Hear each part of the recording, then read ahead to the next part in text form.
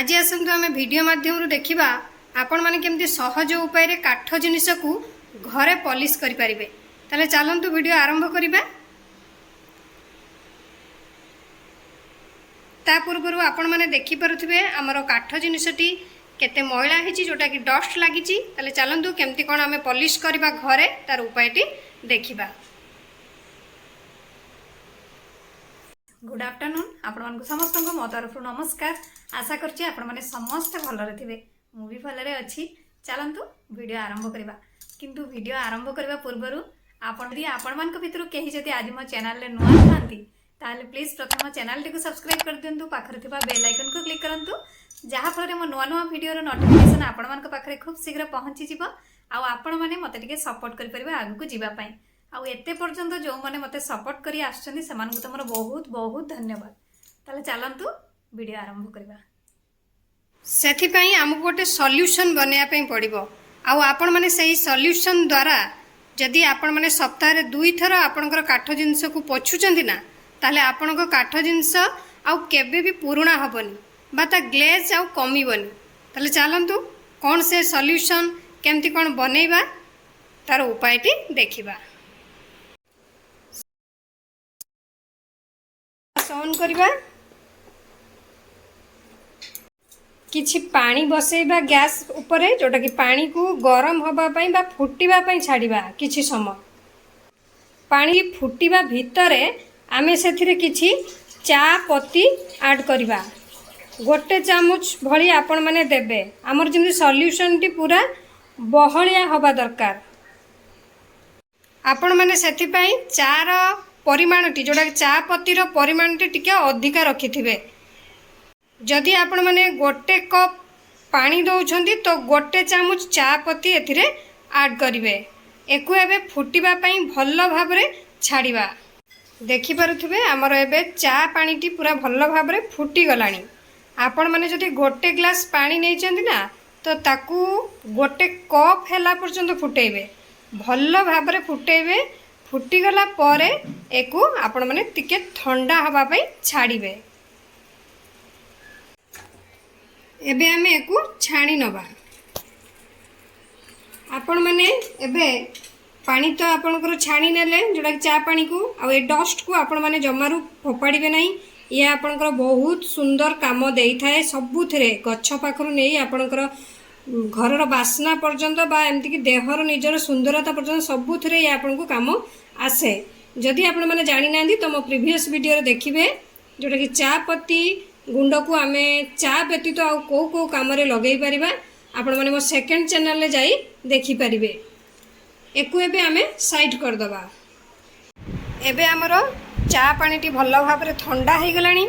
आमे एबे solution बनेइबा start करबा। किंतु आपण माने आपणको हिसाब रे नेबे। माने आपणकर जदि फर्निचर जोटा काठ जिनिस अधिका थाए तो आपण माने निहाती सॉल्यूशन टाको अधिका बनेया पई पड़िबो। आ जदि कम थाए तो कम बनेबे। तो मु आपण मानकु केवल परिमाणटा देखौची। आपण माने परिमाणटी को कम बा अधिका सेटा आपणको हिसाब रे करिवे। तारे चलंतु बनेबा।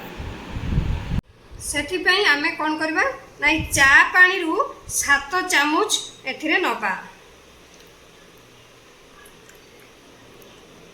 4 5 6 7 आपण माने परिमाण अधिका कम से आपण हिसाब रे करिवे। जति आपनकर फर्निचर अधिका थाए तो ताले अधिका करिवे।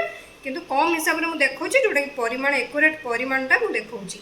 एथिरे एबे आमे नेलु 7 चामच चा पानी। ता सहित आमे एबे दबा विनेगर। विनेगर केते देबे ना 3 चामच विनेगर देबे। व्हाइट विनेगर आपण माने 3 चामच एथिरे ऐड करिवे। जदि 7 चामच नौचंती चा पानी तो ता सहित आपण माने विनेगर देबे 3 चामच। एबे आमे एथिरे ऑलिव ऑयल नचेत आपणकर नड़िया तेल। नड़िया तेल रु आपण माने सेमती 3 चामच एथिरे देबे।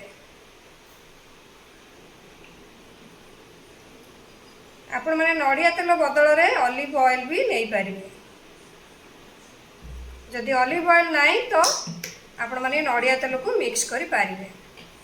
दीटा सेम काम दबो। एक भल भाव मिक्स करने आपण मैंने एक जब चाहिए गोटे स्प्रे बोतल रे भरी स्प्रे करी आपणकर काठ जिनिस को सफा करें नहेले आपण मैंने एथिरे कॉटन कपड़ा डीप करी आपणकर काठ जिनिस को पोछि पारिबे जदि आपणकर डिजाइन जोटा कि अधिका काम होता है काठ जिनस अधिक डिजाइन करा जाय थाए तो से जगह आपण मैंने टूथ ब्रश साहाय्य से डिजाइन रे आपण मैंने यही सॉल्यूशन टी लगे सफा करें आपण ऊपर डिपेंड करे आपन को जोटा पसंद से हिसाब रे करेंगे किंतु परिमाण आपण मैंने यही हिसाब रे नेबे आपण मैंने धर भावुवे नड़िया तेल मिसी जोटा कि आमर चिपचिपा हम डस्ट अधिका लगिज सेमती किसी हेनी कारण भिनेगार आड होती भिनेगार जेहेतु आड होती आपंकर नड़िया तेलटी जमारू चिपचिपा हेनी तेरे चलतु आम सफा करके देखा केमती आमर काठ जिनिस गुड़िक सफा होची एथिरे कॉटन कपड़ा डिप करी आमर फर्निचर टी जोटा काठ जिनस टी पोछि नेबे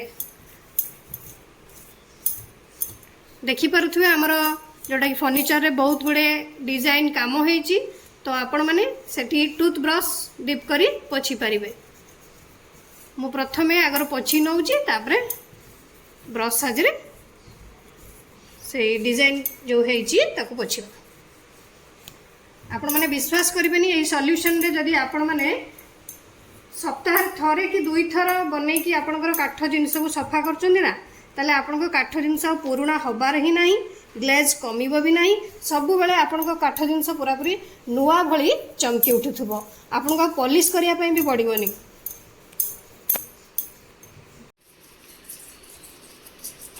आपण माने एई सॉल्यूशन द्वारा आपनको सब किछि पोछि परिबे जहाँ भी काठ जिनिस अछि आपनकर डाइनिंग टेबल हो कि ड्रेसिंग टेबल हो कि आपनकर जहाँ भी किछि काठर आपनकर सोफा हो जेकोसी आइटम जहाँ भी किछि काठरे अछि आपण माने सब किछि एई सॉल्यूशन द्वारा आपनकर काठ जिनिस को पॉलिश करि परिबे घरे देखंतु हमर काठ फर्निचर टी केडे सुंदर ग्लेज करबा आरंभ कला आशा करछि आपण मन को वीडियो टी भल लागिथिबो आपण माने एही उपाय रे आपण को घरे थिबा काठ जिनिस को पॉलिश करनेबे